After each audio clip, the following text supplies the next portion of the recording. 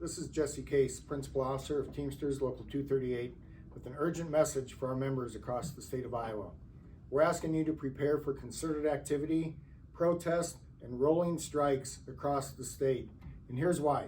State Senators Adrian Dickey and Jason Schultz are introducing union-busting bills again in the state legislature.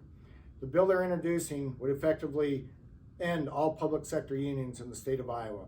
The bill says that employers would have to submit a list of employees to the state of Iowa, and if they don't, the union would have to sue those employers in district court, and if we don't, people lose their unions. That means every year, our union alone, just Local 238, would have to sue between 50 and 100 school districts, cities, and counties. We'd have to sue school districts, counties, and cities because of the law that Dickey and Schultz want to put into effect. That's a bad law. It's a bad law.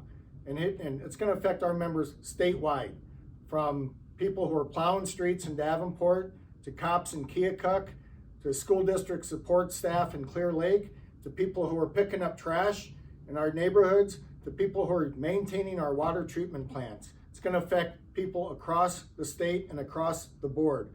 50 years ago, a law was passed in this state that gave public employees the right to collectively bargain. It was passed by a Democratic legislature.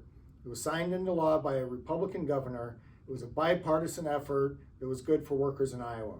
And that law worked well, worked great for 43 years. And 7 years ago, they got the bright idea of trying to pass a law to bust the union and undo that law.